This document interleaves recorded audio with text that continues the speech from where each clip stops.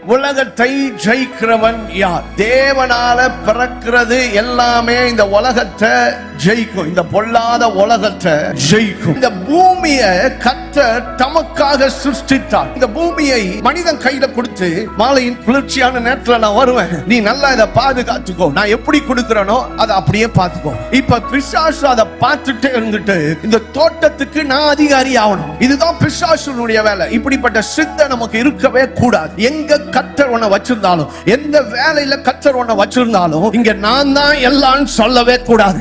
எங்க நீ போனாலும் தாழ்மையா இருக்க கற்றுக்கொண்டா உன்னை கர்த்தர் ஏற்ற நேரத்துல ஆண்டவர் உயர்த்துவார். இந்த இடத்துல நான் ஒரு கோட்டு சூட்டை மாட்டிட்டு வந்ததுனால நான் ரொம்ப விசேஷம் இல்ல. ஆண்டவர் என்னையும் உங்களையும் பார்க்கும் போது ஒரே மாதிரி தான் பார்ப்பாரு. சர்ச்சா இருந்தாலும் சரி, ஒரு ஊழியமா இருந்தாலும் சரி, எந்த இடத்துல கர்த்தர் உன்னை வச்சிருந்தாலும் அங்க ரொம்ப தாழ்மையா போ. ஏன் அப்படி தாழ்மையா போனோம்னா, நீ ஜெயிக்க பிறந்தவன். ஏன் நீ தாழ்மையா போனோம்னா, தாழ்மையா போனாதான் கிருபை உனக்கு கிடைக்கும். உங்களுடைய வாழ்க்கையில ஒருவேளை உங்களுக்கு எல்லாம் இருக்கலாம், ஒருவேளை எல்லாமே இல்லாம இருக்கலாம். எந்த நிலைமையா இருந்தாலும் சரி, உங்களுடைய வாழ்க்கையில தாழ்மையா இருக்க கற்றுக்கொள்ளுங்கள். அவருடைய கிருபை உங்களை சந்திக்கிறதற்கான என்ட்ரன்ஸே அதுதான். தேவனால் பிறப்பதெல்லாம் இந்த உலகத்தையே கட்டி ஆளும்